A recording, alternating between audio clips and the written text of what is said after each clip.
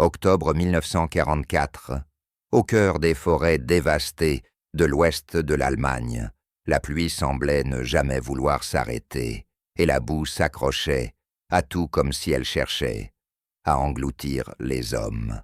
Une patrouille allemande avançait prudemment le long d'un sentier étroit. Les bottes s'enfonçaient à chaque pas, les fusils étaient prêts. Les yeux fouillaient les arbres à la recherche du moindre signe de mouvement. Ils se sentaient en sécurité pour le moment, peut-être trop en sécurité, car quelque part devant eux un tireur d'élite américain était dissimulé dans les broussailles. Ils respiraient lentement et régulièrement, le rythme cardiaque sous contrôle, les observant à travers une étroite ouverture dans les feuilles humides. Il ne bougeait pas, il ne se pressait pas, il attendait simplement. Car attendre ici, c'était rester en vie. Et la patience faisait la différence entre rentrer chez soi et être enterré dans une boue étrangère. Ce tireur d'élite n'était pas célèbre, et son nom n'apparut jamais dans les journaux de son pays, parce que des hommes comme lui menaient la guerre, en silence, là où la gloire n'avait aucune importance, et où la survie était la seule médaille qui comptait. C'était un fantassin discret, devenu tireur d'élite, portant un fusil usé, une poignée de cartouches, et une idée étrange qui allait bientôt transformer 3 jours de combat en véritable cauchemar pour l'armée allemande. L'idée était simple, presque risible. Quand on y pense, elle ne nécessitait rien de plus qu'un lacet de bottes et une compréhension élémentaire du fonctionnement de la peur. Mais dans le chaos de la guerre, les idées simples pouvaient tuer plus efficacement que n'importe quelle tactique sophistiquée, imaginée sous une tente d'officiers à des kilomètres derrière les lignes. Les Allemands pensaient comprendre les tireurs d'élite américains après des mois de combats acharnés à travers la France, puis en Allemagne. Ils croyaient les Américains téméraires, impatients, faciles à déloger, avec un peu de pression, quelques grenades et des mouvements agressifs. Cette conviction venait de l'expérience d'avoir vu les forces américaines avancer vite et bruyamment à travers la campagne française, gagnant du terrain rapidement, mais parfois sans précaution. Mais cet homme-là était différent. Il avait appris à ses dépens que la vitesse vous faisait tuer, et que la patience mêlée à une peur bien réelle et à une créativité désespérée vous permettait de respirer un jour de plus. Petite parenthèse, avant de continuer, abonnez-vous si vous voulez découvrir d'autres histoires de combats incroyables de la Seconde Guerre mondiale, comme celle-ci, car W.B. Volt plonge dans des moments que vous n'entendrez pas en cours d'histoire. Et cette histoire ne fait que devenir plus sombre. Ce que les Allemands ignoraient, c'est que ce tireur d'élite les observait depuis 2 heures, avant même de presser la détente, étudiant leurs habitudes, comptant leurs pas, mémorisant la façon dont ils se déplaçaient dans la forêt et écoutant leur voix dériver entre les arbres. Il remarqua quelque chose d'important que la plupart des soldats auraient manqué. Chaque fois qu'un coup de feu, isolé, retentissait quelque part dans la zone, les Allemands réagissaient exactement de la même manière, sans jamais faillir. Ils se figeaient une fraction de seconde, puis arrosaient de balles la direction du bruit, puis attendaient dans un silence tendu, avant d'avancer lentement pour enquêter. Ils supposaient un seul tireur. Ils supposaient un homme derrière la détente. Ils supposaient pouvoir submerger un ennemi isolé par le nombre et la puissance de feu. Cette supposition allait leur coûter plus de vie que quiconque n'aurait pu l'imaginer. Le tireur d'élite sortit un lacet de bottes de son paquetage, l'attacha soigneusement à la détente de son fusil, le tendit à travers les broussailles et fixa l'autre extrémité autour d'une petite branche derrière lui, qui se tendrait si elle était déplacée. Puis, Il s'éloigna en rampant lentement et prudemment, veillant à ne pas déranger les feuilles mouillées, ni casser la moindre brindille, jusqu'à atteindre une autre position, cachée à une vingtaine de mètres sur le côté, d'où il avait une vue dégagée sur le sentier. De là, il attendit encore, avec son second fusil, le doigt près de la détente, les yeux rivés sur le chemin, devant lui contrôlant sa respiration et ignorant la pluie froide qui s'infiltrait dans son uniforme. Lorsque les Allemands entrèrent dans son champ de vision avançant prudemment, mais pas assez, il tira une fois un tir net précis. Un homme s'effondra lourdement. La panique suivit immédiatement, exactement comme il l'avait prévu. Les fusils allemands ripostèrent en claquant les balles, déchirant feuilles et écorces, envoyant des éclats de bois voler.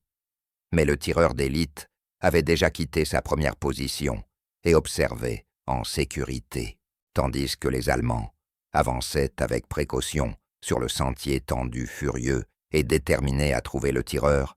Un soldat frôla la branche qui retenait le lacet. Le fusil tira automatiquement. Un autre homme tomba mort. Les Allemands s'arrêtèrent net et déconcertés, et soudain terrifiés. 2 coups de feu, 2 directions différentes, 2 tireurs. Ils comprirent qu'ils s'étaient trompés. Mais la peur ne se soucie pas des faits. À la tombée de la nuit, la confusion s'était profondément installée dans les rangs allemands, tandis que les rumeurs se propageaient sur ce qui se passait dans cette portion maudite de forêt. Les officiers allemands murmuraient qu'une équipe de tireurs d'élite opérait dans la zone. Peut-être même toute une unité spécialisée envoyée spécifiquement pour les ralentir et les décimer. Ils demandèrent un appui d'artillerie, mais le terrain le rendait presque inutile, les arbres absorbant les explosions et les Américains étant positionnés trop près de leurs propres lignes pour risquer de tout pilonner sans tuer leurs propres hommes. Les Allemands n'eurent donc d'autre choix que de repartir à l'attaque le lendemain matin, épuisés, trempés jusqu'aux os nerveux à l'extrême. Et c'est là que les véritables dégâts commencèrent. Le tireur d'élite répéta le stratagème, encore et encore, tout au long du 2e jour, changeant constamment de position, réinstallant ses fusils à de nouveaux endroits et utilisant la forêt elle-même comme partenaire dans ce jeu mortel. Parfois, il attachait le lacet à un tronc tombé, placé exactement comme il fallait. Parfois, à un jeune arbre courbé, juste assez pour tirer la détente lorsqu'il se redressait. D'autres fois, à des racines qui tendaient brutalement le cordon lorsqu'on marchait dessus. Chaque coup de feu attirait les tirs de riposte loin de sa véritable position. Et chaque erreur, commise par les Allemands, lui offrait un temps précieux pour se repositionner et préparer le piège suivant. Il dormait à peine. Il mangeait à peine. Il attendait, simplement écoutait attentivement chaque bruit et tuait lorsque le moment se présentait.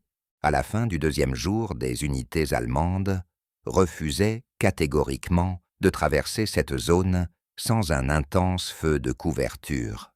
Et même alors, elles hésitaient en se disputant avec leurs officiers pour savoir si la mission valait la peine d'en mourir.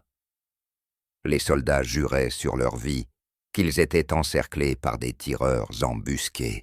Certains affirmaient avoir entendu des coups de feu venant de derrière leur propre ligne, comme si les Américains s'étaient infiltrés profondément en territoire allemand. D'autres disaient que les Américains avaient dissimulé des armes partout dans la forêt, aménagées comme une sorte de champ de mort complexe spécialement conçu pour eux. La peur se propage plus vite qu'aucune balle ne peut voyager. Et la peur rend négligents même les meilleurs soldats. Et la négligence crée des cibles faciles. Une escouade allemande décida qu'elle en avait assez d'attendre et tenta une charge désespérée à travers la forêt, tirant à l'aveugle dans les arbres et criant pour forcer le tireur d'élite à se dévoiler ou au moins à paniquer. Cela ne fonctionna pas. L'Américain les laissa passer juste à côté de sa position, sans tirer un seul coup, puis visa calmement leur dos, alors qu'ils s'enfonçaient dans les bois, abattant 2 hommes, avant de disparaître à nouveau comme un fantôme. Un autre piège au lacet se déclencha quelques instants plus tard, lorsque les survivants revinrent sur leurs pas, en panique tuant un 3e homme. Les soldats restants prirent la fuite. Ils ne s'arrêtèrent de courir qu'une fois revenus à leur propre ligne. Au 3e jour, le bilan était devenu absolument stupéfiant et impossible à ignorer. 64 soldats allemands gisaient morts dans une portion de forêt pas plus longue qu'un terrain de football, tous victimes d'un seul Américain patient et de sa compréhension de la peur.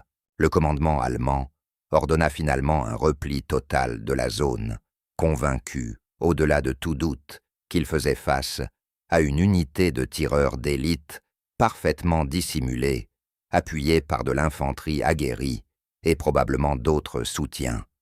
Ils ne le trouvèrent jamais. Ils ne s'approchèrent même jamais de ses véritables positions.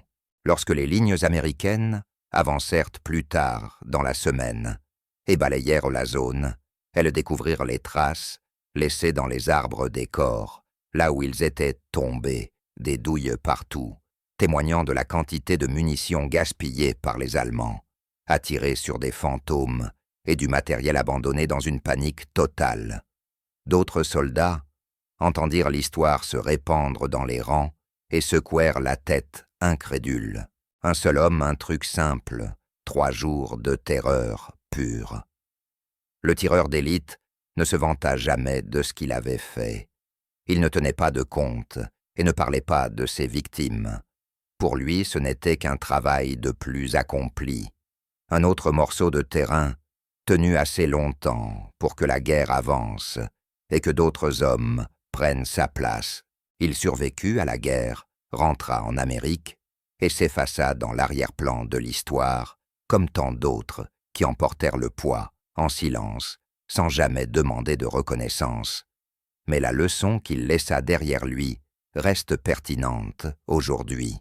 Pendant la Seconde Guerre mondiale, la victoire ne venait pas toujours de canons, plus puissants de plus d'hommes ou de meilleurs chars.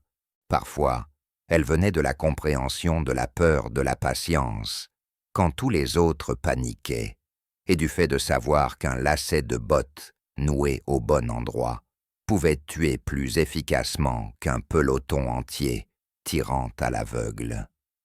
Merci d'avoir suivi cette histoire de WW2 Volt sur l'une des tactiques de tireurs d'élite les plus étranges et les plus meurtrières de toute la guerre. Si vous voulez d'autres récits de combats mi-réels, comme celui-ci, abonnez-vous, car la prochaine fois nous dévoilerons un autre moment où la créativité et le désespoir ont triomphé de la force brute dans le conflit le plus meurtrier de l'histoire humaine.